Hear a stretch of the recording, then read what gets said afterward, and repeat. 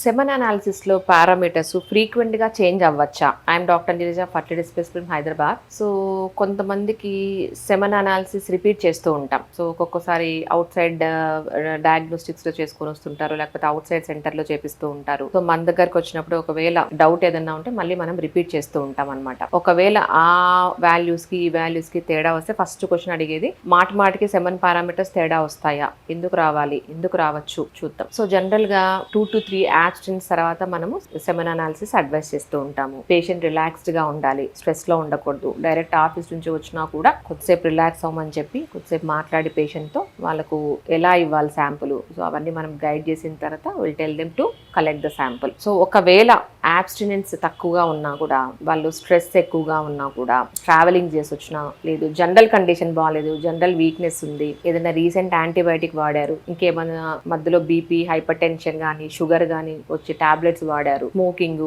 Alcohol, so వీటన్నిటి వల్ల కూడా సెమన్ పారామీటర్స్ లో అబ్నార్మల్ రావచ్చు. సెమన్ అనాలిసిస్ ముందు దానికి దీనికి తేడా ఉండొచ్చు కూడా. లేదు కొన్ని సబ్ స్టాండర్డ్ ల్యాబ్స్ లో చేసినా కూడా ఆ పారామీటర్స్ తేడా ఉంటాయన్నమాట. ఇంకొంతమందికి సరౌండింగ్స్ ఎలా ఉన్నాయి, సో కొంతమంది సెంటర్ లో they are not be comfortable, so వాళ్ళకి హోమ్ కలెక్షన్ కూడా మనము చేసుకొని రావచ్చు అనమాట. సో ఒక్క సెమన్ అనాలిసిస్ రిపోర్ట్ అబ్నార్మల్ ఉన్న తర్వాత మనము అట్లా లేబుల్ చేయమండి. కొన్ని యాంటీ ఆక్సిడెంట్స్, కొన్ని మల్టీ వైటమిన్స్ ఇచ్చిన తర్వాత 2 weeks 3 weeks తర్వాత మళ్ళీ మనం సెమన్ శాంపుల్ రిపీట్ చేయడం జరుగుతుంది.